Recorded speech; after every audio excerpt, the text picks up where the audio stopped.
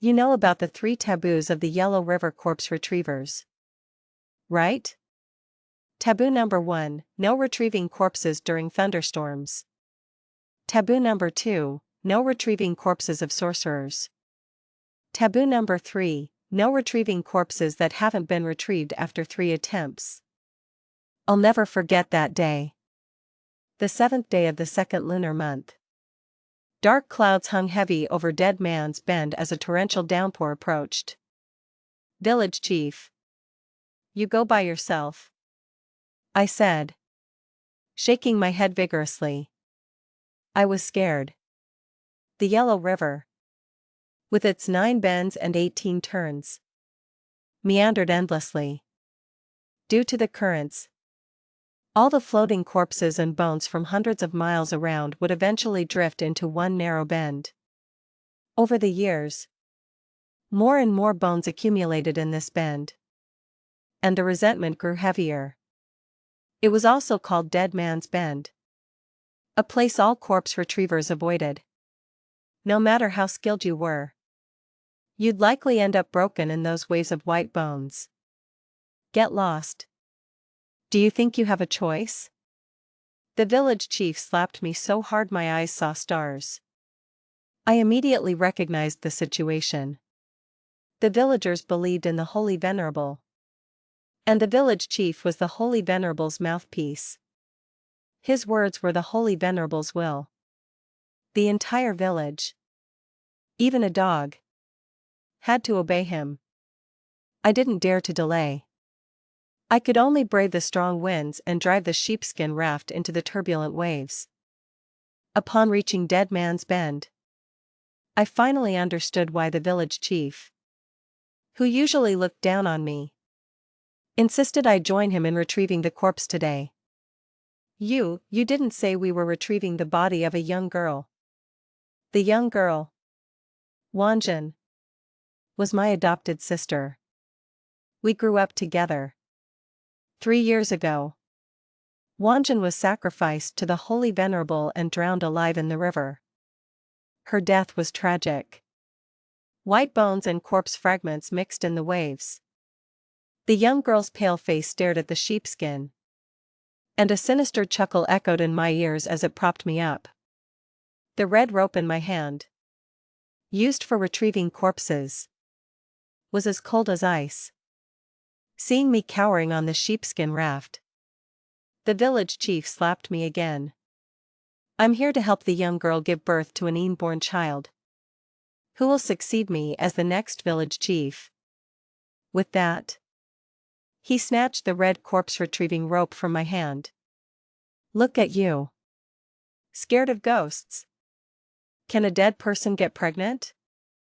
The young girl's body had been submerged for 3 years but was still lifelike. Now, it was slowly sinking, turning into a sorcerer's vessel. Only a ghastly white skull floated on the surface. According to ancestral rules, sorcerers' bodies couldn't be retrieved.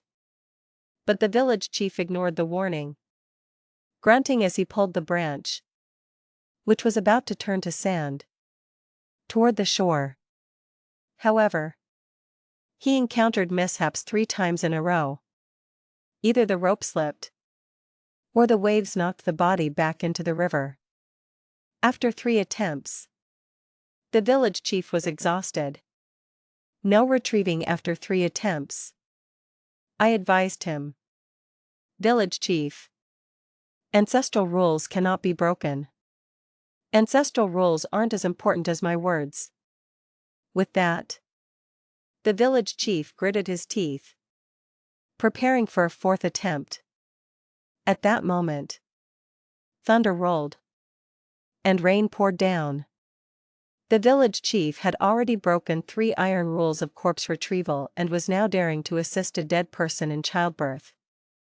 A gust of wind and waves struck, pulling him off the sheepskin raft with the young girl.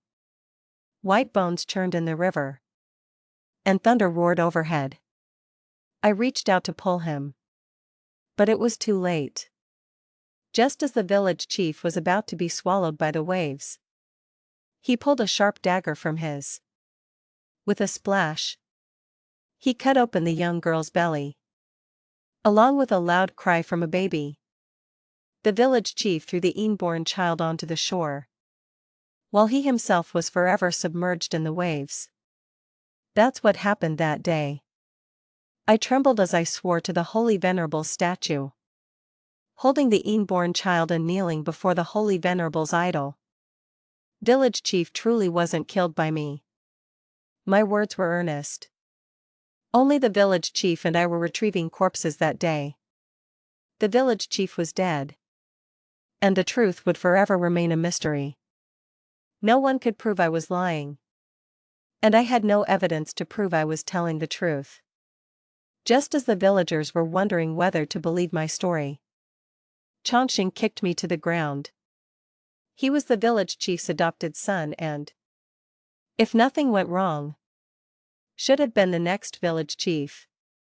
Are we all 3-year-olds making up stories? Chongqing shouted. Come on. Burn the crippled man Wan and that unknown child. Avenge the village chief. Over the years, he had secretly cultivated many loyal followers. The old village chief shouldn't have died in vain. Burn them. Brother Chong, as the village chief's adopted son, you should logically be the next successor. Crippled man Wan harbors malicious intentions. Fellow villagers, don't listen to his nonsense. Bah. Dreaming of becoming village chief with an unknown infant. The temple was filled with outrage. A stone hit me on the forehead, and sticky blood ran down my eyes. The crowd turned into blood-red beasts. Chongqing's younger brother scrambled to douse me and the inborn child with oil. Just as the torch was lit, lightning flashed and thunder rumbled in the sky, and heavy rain poured down. This is the holy venerable's will. I struggled on the haystack. The inborn child is chosen by the holy venerable to be the next village chief. He cannot be burned. Fearing that the villagers would be swayed by me, Chongqing prepared to strike first. He grabbed a sickle, intending to hack me to death. In the pouring rain, my life hung by a thread again. Just as the sickle was about to strike, the inborn child on the haystack suddenly spoke. The young girl has resurrected. The holy venerable has descended. Why are you not welcoming the inborn? To speak right after birth, if that's not a miracle, what is? The villagers were stunned by the miracle that had just occurred and discussed in a panic. After all, everyone lived under the holy venerable. That child spoke. How can a child not yet a month old speak? Could he truly be the one chosen by the holy venerable? Crippled man Wan and that child cannot be burned. If we anger the holy venerable, the entire village will suffer. Yes. They can't be burned. Chongqing was furious. This is an evil child. If he's not burned, he will bring disaster to the village. The villagers, who had been wavering just moments ago, now protected me and the inborn child with their bodies. We were saved. In the pouring rain, the two groups stood in a standoff, refusing to back down. I pondered how to break the stalemate. Madame Song knelt in the puddle, her expression dazed. The young girl. I've seen her. The young girl is under the banyan tree at the village entrance. Chongqing asked her when she saw her. On the night of the 6th day of the 2nd lunar month, under the moonlight, I saw her clearly. Her face was pale. It was indeed the girl the Wan family adopted. Chongqing's eyes were filled with disdain. Since the young girl has resurrected, when will she return for us to see her? Madame Song opened her mouth but couldn't speak. How would an ordinary woman know about the young girl's affairs? What young girl? If she dares to come back, I'll kill her again. Seeing Changsheng growing arrogant again, the inborn child spoke again. 5 days later, the young girl will choose a son-in-law, which can break the curse of the 3 no retrievals. The villagers looked at each other, not knowing what the 3 no retrievals curse was, nor how the young girl would choose a son-in-law. Hearing this, I knelt respectfully before the inborn child and said devoutly, "As you command." The villagers exchanged glances, with the thought that a little bit of obedience was better than none. Half of them followed my example and knelt at the inborn child's feet. To prove my words, I volunteered to stay in the temple with the inborn child, under the rotating supervision of the villagers. Changsheng's face showed malice. "In less than 5 days, when I retrieve the corpse, your lie will fall apart."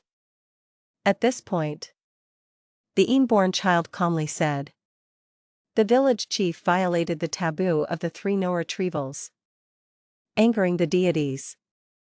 Before their wrath subsides, no one shall launch boats to retrieve corpses." The villagers made their living by retrieving corpses. Not allowing them to go into the river was equivalent to cutting off their livelihood.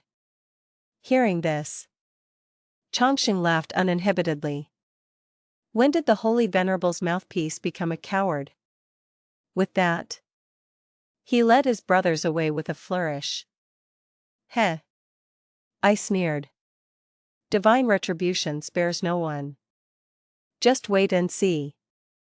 On the second day of cultivating myself in the temple, the curse of the 3 taboos came true. Old Uncle Qin cried his heart out in front of the Holy Venerable temple. Beside him lay a male corpse with a tragic death. I recognized that body. It was Qin Shaolu, old Uncle Qin's only legitimate son, born when he was 40 years old.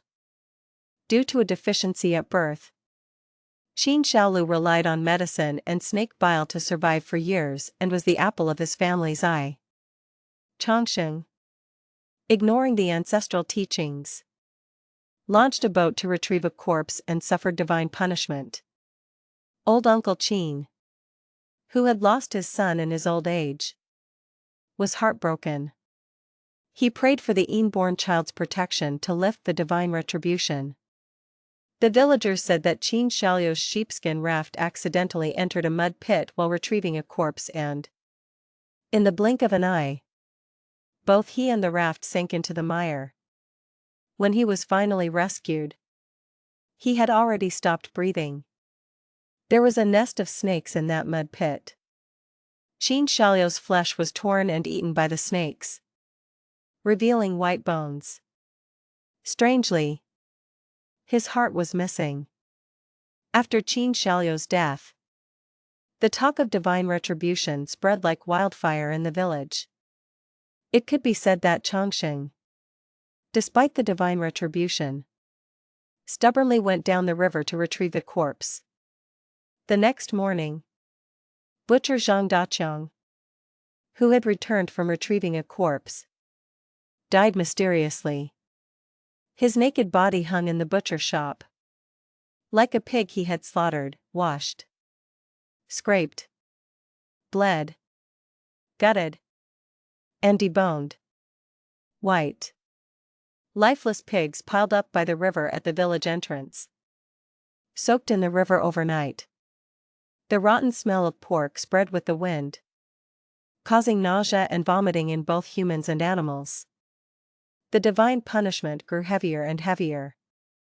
Everyone in the village was in danger.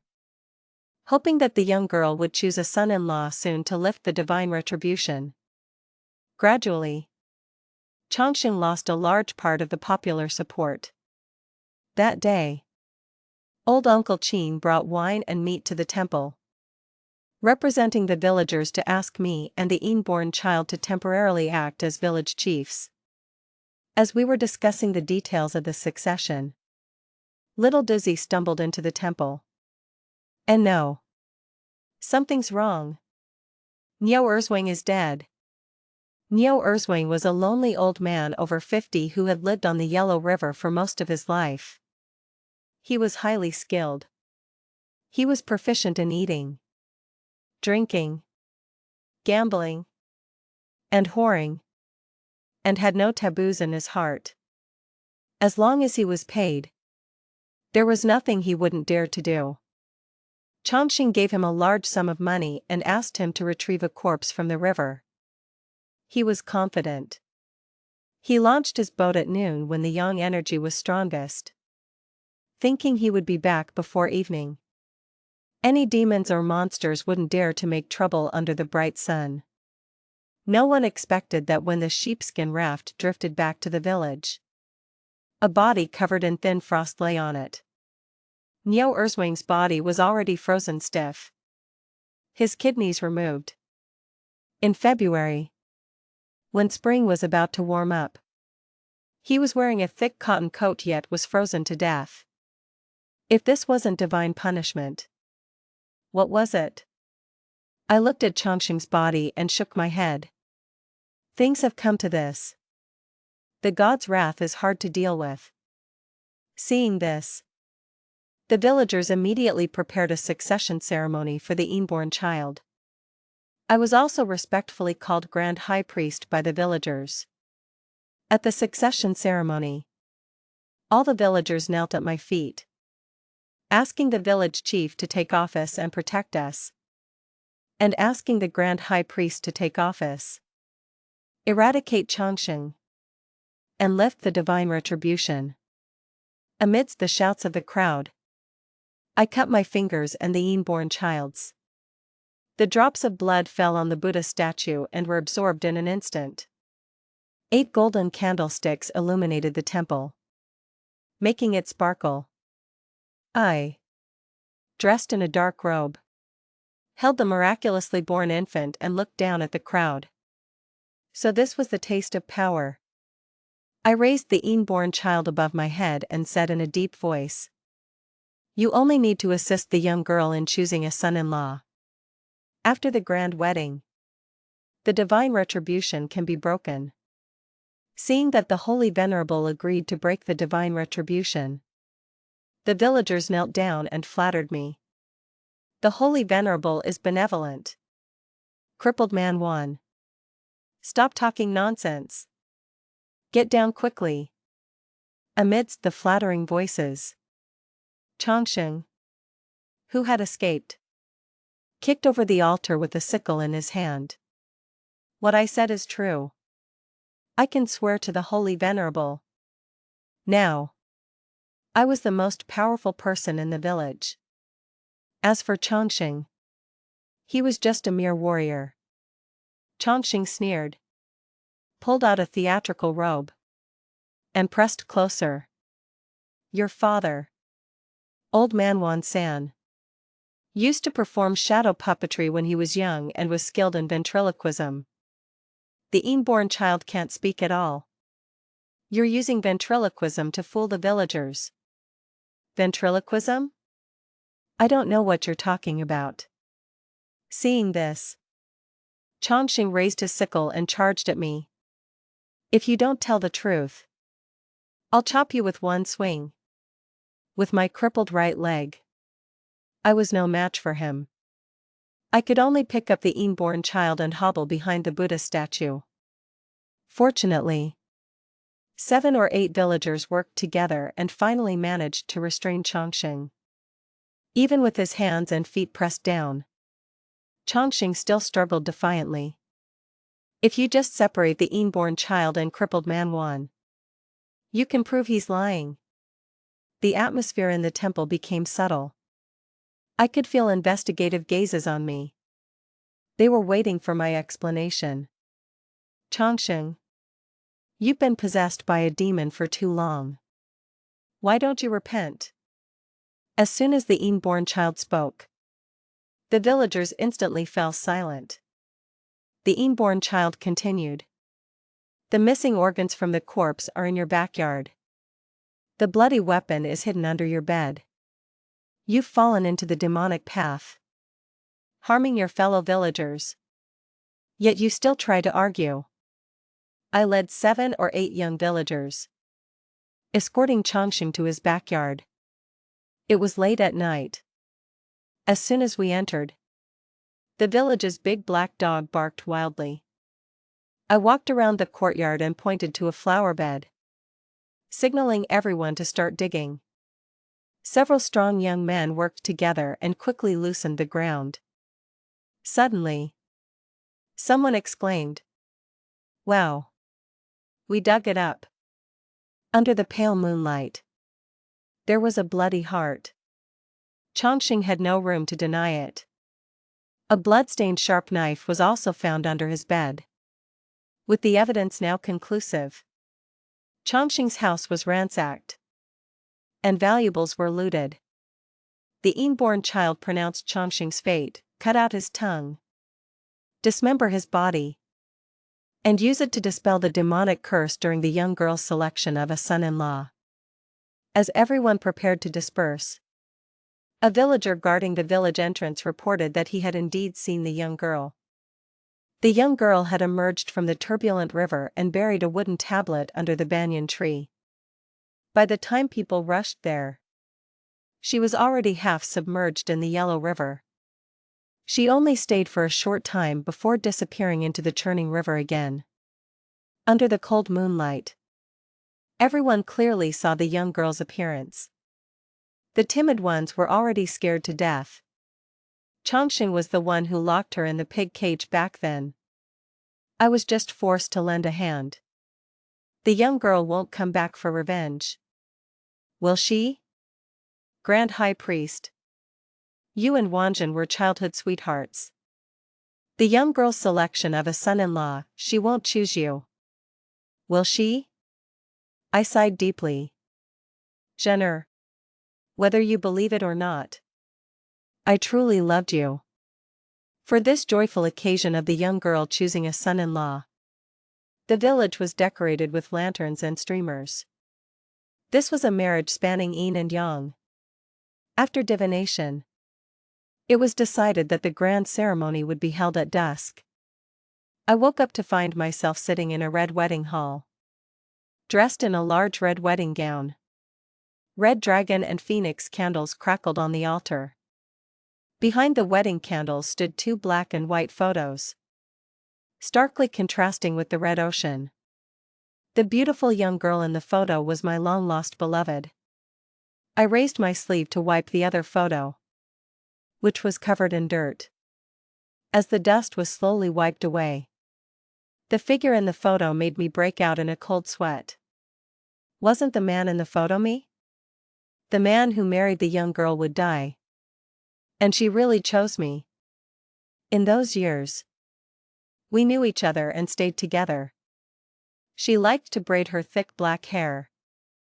Her clothes were always brightly colored, and her personality was cheerful and fiery. When my father and I went out to retrieve corpses, she would cook and tidy up the house perfectly. Every night, the bed was warm, and even my clothes carried a woman's scent. The night she was chosen as the sacrificial young girl, she wore a precious red wedding dress, had her hands and feet broken, was locked in a bamboo pig cage, and thrown into the turbulent Yellow River. My father and I tried desperately to stop them. One of us had a leg broken by villagers pressing him to the ground, and the other died suddenly on a sheepskin raft. The village chief said it was her blessing that the Holy Venerable chose her. The waves, mixed with mud and white bones, drowned her and extinguished my youthful passion. This memory was a dagger hidden deep in my heart. At this moment, it plunged into my heart with old rust. My hands trembled, and I accidentally knocked over the red candle. Suddenly, a hoarse shout came from outside the door, "The sedan chair has arrived." A white wedding sedan chair stopped outside the door. The sedan bearers were 4 lifelike paper figures. Crack! The heads of the paper figures snapped off in unison. As the heads hit the ground, green flames ignited, and in an instant, Only 4 piles of ashes remained. The bride stepped gracefully out of the sedan chair. Her loose wedding gown completely covered her body. I wondered what her face looked like under the red veil. She took small, dainty steps toward me. The guests cheered, urging me to quickly bow to the bride and not miss the auspicious time. But looking at the bright red veil, I couldn't muster the courage to hold her hand. "Brother, do you still not want to marry me?" A familiar voice came from under the veil. "Jenner was already yours. Are you still bothered by those ridiculous norms?" The intimate moments of the past surfaced, unsettling my mind. I just wanted to hold this woman in my arms. My hand had just touched her wedding dress when green flames enveloped the person in front of me, burning her into a skeleton. A ghastly white skull rolled to my feet. Its dark, hollow eye sockets staring fixedly at me. That gaze was like a basin of cold water poured over my head. I suddenly woke up. Fortunately, it was just a dream. I was woken by the rainwater splashing in through the window. The surroundings were lively. In the grand red wedding hall, I held the inborn child and sat in the high seat. The dragon and phoenix candles crackled, burning brightly. Behind the wedding candles, 2 black and white photos stood out starkly in the red ocean. All of this felt like a dream. Yet not a dream. As the sedan bearers shouted, "The sedan chair has arrived." A white sedan chair stopped at the entrance. I recalled the scene from my dream. And the back of my clothes was already drenched. As the sedan bearers shouted, the bride gracefully stepped out of the sedan chair. The groom, Chongsheng, dressed in a big red wedding gown, was held down as he and the young girl stepped over the brazier in front of the door. That's right. Chongsheng was the son-in-law chosen by the young girl. I breathed a sigh of relief. The heavy stone in my heart had fallen. Jenner. She truly still cared about me. Poor Chongsheng had just had his tongue cut out. He was weak and couldn't speak. He trembled as he looked at me. His eyes filled with deep resentment. "First bow to heaven and earth. Then bow to the groom. Why don't you kneel?" No matter how the officiant urged, Chongsheng refused to kneel. 2 groomsmen held him down tightly, but his spine was as hard as steel. Seeing that the auspicious moment was about to pass, I picked up the steelyard used to lift the veil and slammed it hard onto his knee. Blood dripped down his pants onto the ground.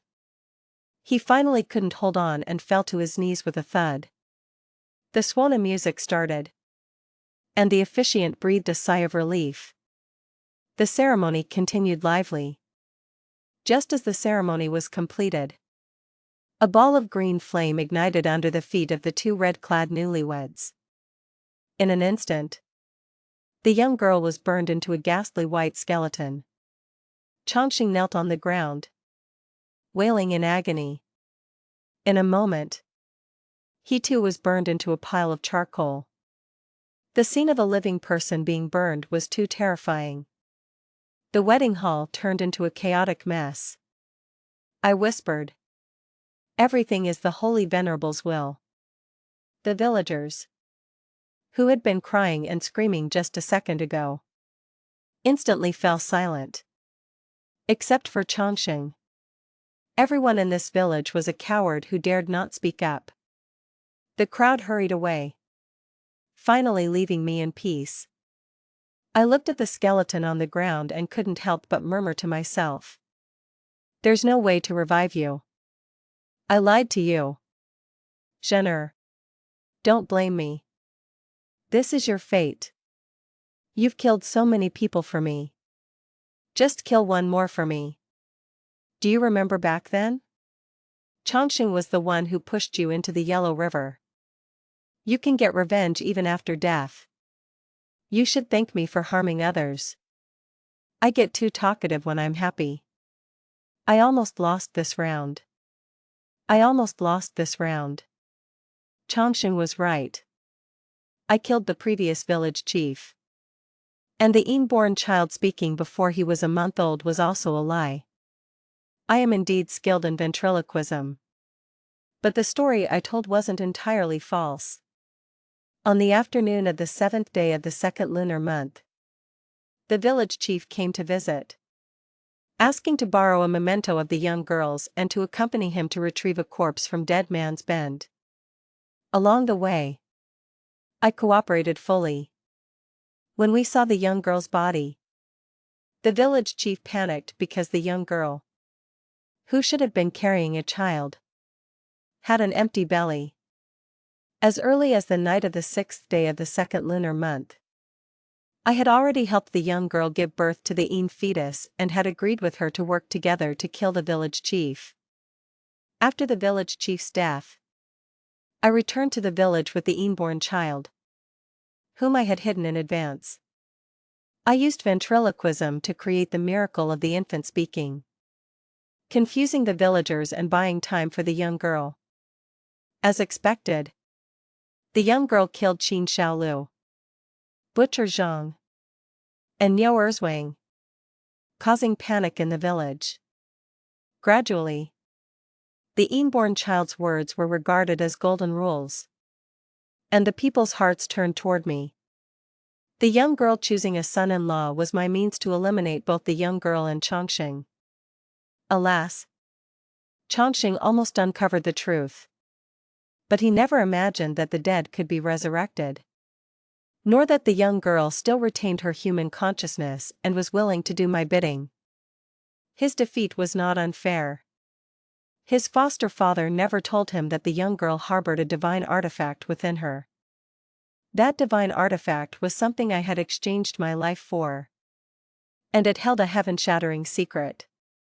Late at night, I lit a row of candles in the holy venerable temple. A gold-rimmed, flower-painted tray was neatly arranged on the altar. From left to right, the plates contained Chongqing's tongue, Niu Erzwang's kidney, Butcher Zhang's intestines, Qin Xiaolu's heart, and the young girl's white bones. These 5 plates corresponded to the 5 tortures: tongue-ripping, freezing, gutting, heart-digging, and fire pit. The immortal classic states, the superior practitioner ascends to the void, called a celestial immortal. The middle practitioner roams famous mountains, called an earth immortal. The inferior practitioner dies first and then sheds their skin, called a corpse release immortal. Fei Chongfeng, one of the 8 immortals in ancient times, achieved immortality through corpse release. After enduring tongue-ripping, freezing, gutting, heart-digging, and the 5 desires, he washed away the dust of past and future lives, released his corpse, and became an immortal, enjoying eternal life. Kneeling before the holy venerable Buddha statue, I devoutly prayed, asking the holy venerable to grant me eternal life. On my left was old man Wan Laosan's corpse, and on my right lay the sleeping inborn child. One was my past life, the other my future life. A great fire ignited outside the door, and the temple was engulfed in flames. The burning roof beams collapsed on me, but I felt no pain. Instead, my body felt lighter and lighter. As my great plan was about to be completed, I lay on the floor, laughing loudly. 5 desires becoming immortal, washing away the mortal coil. After years of scheming, I, old man Wan Laosan, can finally achieve corpse release immortality. What that demonic monk said was indeed true. No wonder the village chief, back then, would rather bear the infamy of sacrificing the young girl. To be honest, It should have been me who became an immortal. Yingxing village got its name from receiving the Holy Venerable. 100 years ago, a corpse retriever salvaged a resplendent, golden, eight-armed bodhisattva statue with a dignified appearance but tightly closed eyes from Dead Man's Bend. The villagers considered the closed-eyed Buddha statue ominous and placed it in the back courtyard of the ancestral hall, planning to sell it at the city market. A few days later, a plague broke out in the village, with no medicine to cure it. It wasn't until someone suggested sculpting a statue of the Holy Venerable and building a temple, offering devout incense, that the plague disappeared completely in less than half a month. Since then, the village was renamed Yingxing Village, and the temple's incense continued to burn. 3 years ago, a strange monk came to the village. He knelt in the Holy Venerable temple day and night, chanting scriptures and worshipping Buddha. The village chief, impressed by his piety, often discussed Buddhist Dharma with him. The monk said that if one could find the 8 dharmic implements of the 8-armed Holy Venerable, the Holy Venerable could deliver all sentient beings. The 8 dharmic implements were hard to find, but according to the monk, the Holy Venerable's lost golden pestle was in Dead Man's Bend. If found, it would be an immeasurable merit. After that, whenever I went to retrieve corpses, I paid extra attention, hoping to find the golden pestle and exchange it for a life of wealth and peace. Heaven rewards the diligent. I finally found the dharmic implement in a cave downstream of Dead Man's Bend. It was a pure gold vajra pestle, inlaid with colorful gems, exquisitely beautiful. 8 angry vajra faces were carved on the pestle's handle, perfectly matching the 8-armed Holy Venerable's appearance. Just as I was about to go to the village chief to present the treasure, I accidentally overheard his secret plotting with the monk. The monk said that the golden pestle was not only a divine artifact of the Holy Venerable but also a key for mortals to become immortals. Find a young girl of nature, sacrifice her to the Holy Venerable, place the golden pestle inside her, and then make her into an wet container. After 3 years of being nourished by the girl's energy, the golden pestle could give birth to an infant capable of transforming into 1,000 forms. With that infant as the next life, and a blood relative as the previous life, one could combine the 5 desires and, with the Holy Venerable's power, achieve corpse release immortality. Just then, I was accidentally discovered by the village chief. I cleverly hid the golden pestle, made up an excuse, and hurried home. This was a treasure that could help one become an immortal. What wealth and peace! What a loss! After returning home, I told my son, crippled man Wan, about finding the golden pestle. To be safe, I didn't say a word about becoming an immortal. But I never expected that the next day, Wanjin would be chosen as the young girl. I brought Wanjin back from the monk. She was originally meant to be crippled man Wan's child bride. But this foolish boy, crippled man Wan, although only seeing Wanjin as an older sister, was willing to exchange the golden pestle for Wanjin's life. This little girl Wanjin was quite likable, but she wasn't worth exchanging for the golden pestle. She was just a woman. If this one died, I could find another. Just as my son and I were fighting over the golden pestle, the divine artifact actually swapped our souls. From then on, crippled man Wan became old man Wan San, and old man Wan San became crippled man Wan. I was on guard against crippled man Wan day and night. Yet he still drugged me and stole the golden pestle. He gave the artifact to the village chief, hoping to save Wanjin's life. But he was tricked by the village chief and killed in the Yellow River. Wanjun also couldn't escape the fate of being sacrificed as the young girl. I had a leg broken but luckily survived. For these 3 years, I had been hiding in crippled Manwan's body, waiting for an opportunity.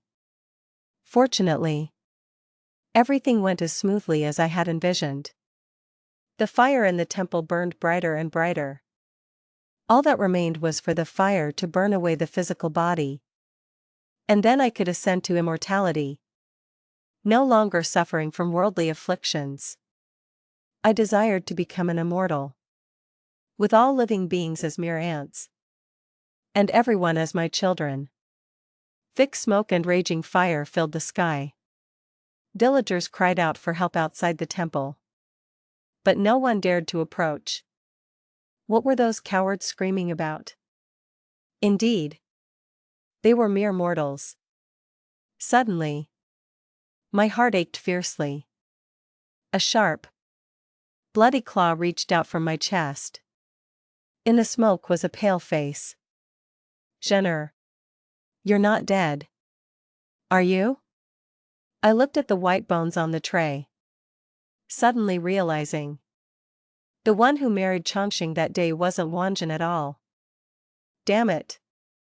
She had been suspicious of me since then. But it didn't matter. As long as the body was finally burned, I could still become an immortal. Hey. Wanjun's sinister chuckle echoed in my ears. Become an immortal? Do you even deserve it? She rested her head on my shoulder, smiling meaningfully, and threw down a string of prayer beads. The moment the prayer beads hit the ground, dust filled the air, and thunder rumbled. That night, lightning flashed and thunder roared. The holy venerable temple turned into scorched earth. My soul was sucked into the 8-armed bodhisattva's body, and my consciousness gradually faded. After being cleansed by heavenly thunder, the 8-armed bodhisattva actually opened its eyes, which had been closed for 100 years. It held the glittering golden Vajra pestle, its expression solemn. And then I saw the monk from 3 years ago again.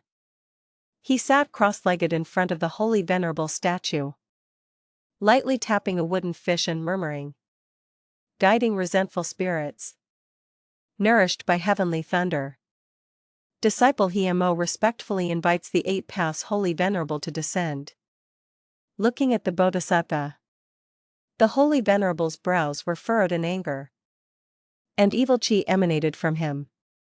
I held on with my last breath and asked, I desire to become an immortal. Is the corpse release method real? The monk picked up the prayer beads from the scorched earth, tenderly brushing off the dust. Ba. Donor. Do not cling to such delusions. May you soon be reborn. Demonic monk side story. In ancient Western regions, there was a Buddhist kingdom called Khotan. In 912 AD, King Weiqi Sengup of Khotan ascended the throne. He was obsessed with Tang dynasty Buddhist culture, claiming to be a descendant of Tang, and changed his name to Li Xingtian. Li Xingtian enjoyed supreme prestige in the kingdom of Khotan. His followers called themselves Holy Heaven's People. Later, Li Xingtian died, and the people of Khotan gradually developed differences in their understanding of Buddhism and warfare. The once flourishing Holy Heaven's People became a minority.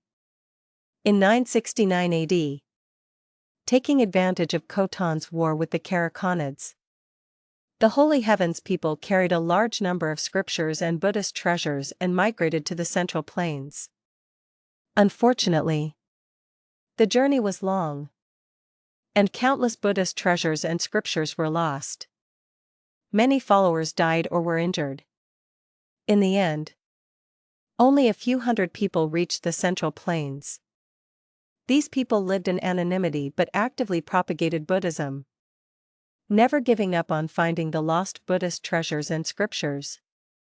All in order to one day restore the glory of the 8 paths Holy Venerable. My Dharma name is Hmo.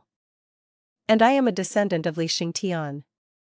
The 8 paths Holy Venerable Buddha statue and the golden Vajra pestle are both lost Buddhist treasures of the Holy Heavens people.